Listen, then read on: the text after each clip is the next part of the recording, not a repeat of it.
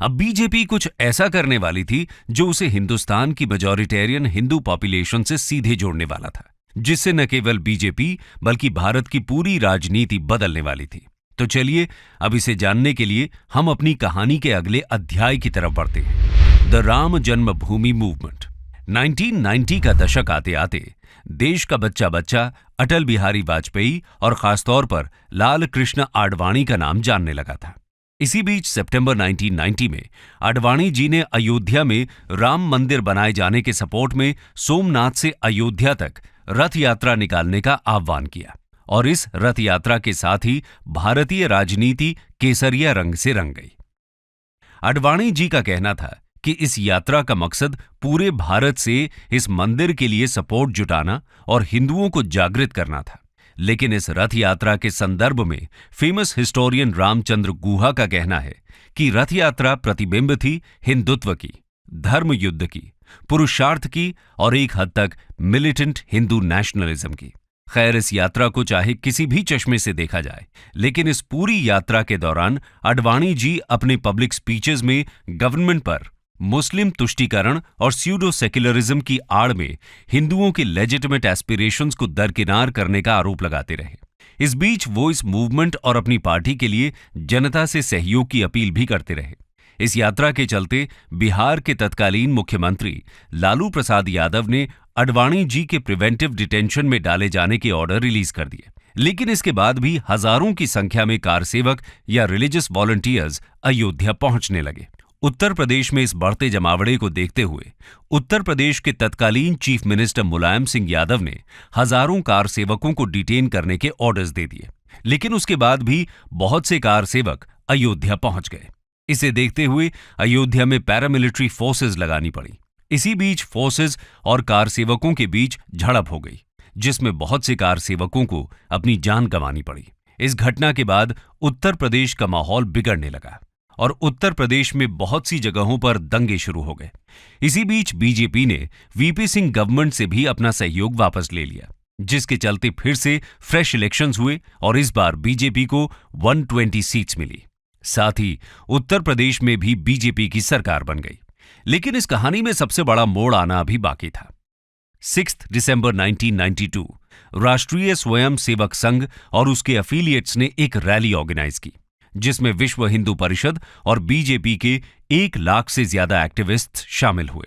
ये रैली अयोध्या के उसी विवादित राम जन्मभूमि के पास ही हो रही थी।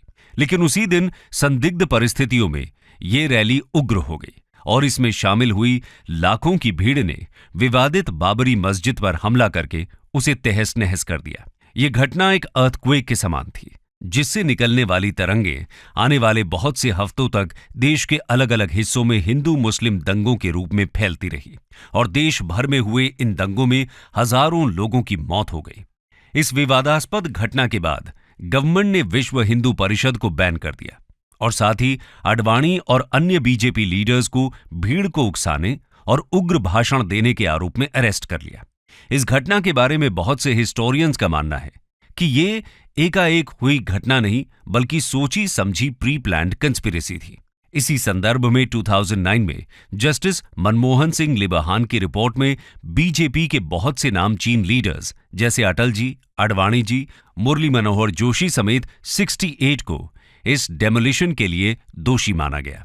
इस रिपोर्ट के अनुसार इनके भाषणों और बहकावे में ही बाबरी मस्जिद डिमोलिश की गई।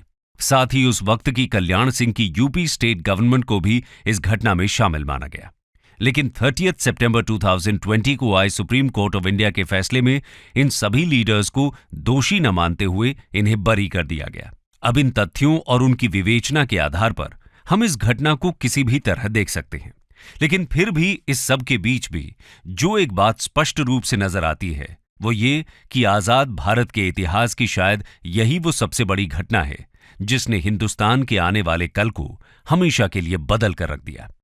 खैर, यदि हम अपनी कहानी में आगे बढ़ें तो हम देखेंगे कि बीजेपी ने इसी दौरान राम जन्मभूमि से जुड़ी इस रथ यात्रा के अलावा भी एक यात्रा की थी और वो थी दिसंबर 1991 में तत्कालीन बीजेपी प्रेसिडेंट मुरली मनोहर जोशी के नेतृत्व में की गई एकता यात्रा।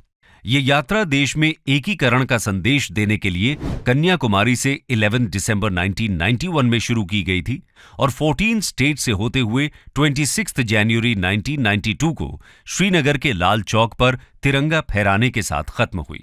लेकिन दोस्तों, बीजेपी की इन दोनों ही यात्राओं में भी एक और समानता थी। वो ये थी कि इन दोनों के आयोजन में भारत के current prime minister Narendra Modi ji ने एक अहम किरदार निभाया था।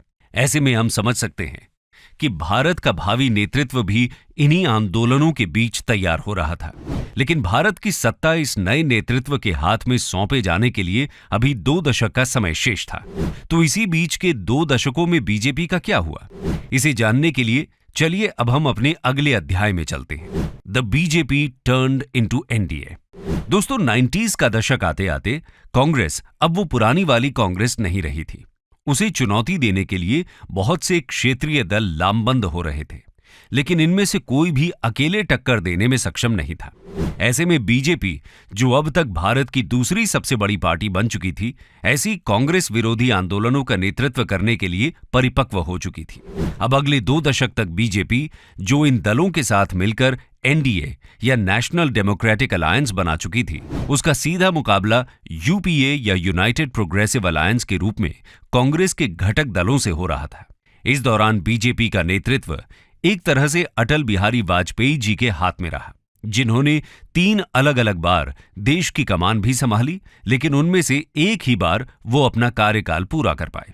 इसका एक बड़ा कारण यही था कि ये दौर गठजोड़ की सरकारों का था, जहां घटक दलों के मूड के अनुसार सरकार बनती या गिरती थी। फिर भी उसके बीच राजनीति में बीजेपी के बढ़ते कद और जमीन पर उसकी बढ़ती पकड़ को साफ देखा जा सकता था। इस बीच जब अटल जी ने 1999 से 2004 तक अपनी सरकार बनाई, तो उस बीच उनके गवर्नमेंट की काफी सराहना हुई। साथ ही उस बीच जिस तरह से उनके द्वारा पाकिस्तान से संबंध सुधारने के लिए बस यात्रा के माध्यम से पहल की गई, उसकी भी देश विदेश में काफी सराहना हुई। लेकिन भारत की तरफ से हुई इस पहल के बाद भी पाकिस्तान के हाथों कारगिल युद्ध के नाम पर भारत को सिर्फ धोखा ही हाथ लगा। ऐसे मुश्किल वक्त में जिस तरह से अटल जी के नेतृत्व में भारतीय सेना ने पाकिस्तान को मुंह तोड़ जवाब दिया, ऐसा माना जा रहा था कि अटल जी की सरकार दोबारा बनना तय है। लेकिन आशाओं के विपरीत कांग्रेस यूपीए के रूप में वापस लौट आई। यही नहीं, कांग्रेस एडमिनिस्ट्रेशन पर लगातार उठते सवालों के बाद भी यूपीए ने अपने 2 कंसेक्यूटिव टर्म्स पूरे किए, जिसे देखकर लगता था कि अब शायद कांग्रेस का वही पुराना दौर वापस आ गया है। लेकिन इस कहानी में अभी एक आखिरी मोड़ आना बाकी था, और ये मोड़ आना इसलिए भी जरूरी हो गया था क्योंकि बीजेपी का एक नया नेतृत्व एक नई दिशा के साथ तैयार हो चुका था। ऐसा नेतृत्व जिसकी नींव उसकी 2 देशव्यापी यात्राओं के दौरान 2 दशक पहले ही पड़ गई थी। जी हां, हम बात कर रहे हैं नरेंद्र मोदी जी की। तो चलिए अब हम अपनी कहानी के आखिरी अध्याय की ओर बढ़ते हैं। The NDA turned BJP. दोस्तों, यूपीए के सेकंड टर्म में उस पर बहुत से करप्शन के आरोप लग रहे थे, साथ ही महंगाई भी आसमान छू रही थी। ऐसे में देश की जनता परिवर्तन चाहती थी और वो उन्हें गुजरात के तत्कालीन सीएम और बीजेपी के पीएम कैंडिडेट नरेंद्र मोदी में देखने को मिल रहा था। ये मोदी जी की फैन फॉलोइंग ही थी जिसने 2014 और फिर 2019 में उनके द्वारा लड़े गए प्रेसिडेंशियल स्टाइल इलेक्शंस में ऐतिहासिक जीत दिलाई। और ये इस जीत का ही नतीजा था कि जहां एक समय बीजेपी को सरकार बनाने के लिए एनडीए का सहारा लेना पड़ रहा था, वहीं अब बीजेपी अकेले अपने दम पर सरकार बना पाने में सक्षम थी। यही नहीं, सेंट्रल इलेक्शंस हों या फिर स्टेट, बीजेपी पीएम मोदी के नाम पर ही इलेक्शंस लड़ती देखी जाती है।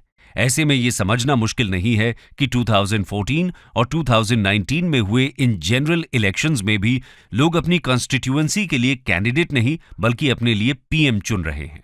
लेकिन बीजेपी के इस टर्न अराउंड के श्रेय का हकदार एक व्यक्ति और है, और वो है उसे 2014 के जनरल इलेक्शन में जीत दिलाने में एक अहम भूमिका निभाने वाले तत्कालीन बीजेपी प्रेसिडेंट और current home minister Amit Shah. ये अमित शाह जी का पॉलिटिकल एक्यूमेन ही है जिस वजह से उन्हें आज की राजनीति का चाणक्य भी कहा जाता है। ये उनका किया हुआ ग्राउंड वर्क ही है जिस वजह से बीजेपी आज न केवल इंडिया की बल्कि दुनिया की सबसे बड़ी पार्टी बन गई है। जबकि वहीं दूसरी ओर एक समय देश पर एक छत्र शासन करने वाली कांग्रेस आज सिमटती जा रही है। अब भविष्य में ये मोदी शाह की जोड़ी क्या रंग दिखाती है, ये देखना दिलचस्प होगा। दोस्तों, इस बारे में आपको क्या लगता है, हमें कमेंट सेक्शन में जरूर बताइएगा। Study IQ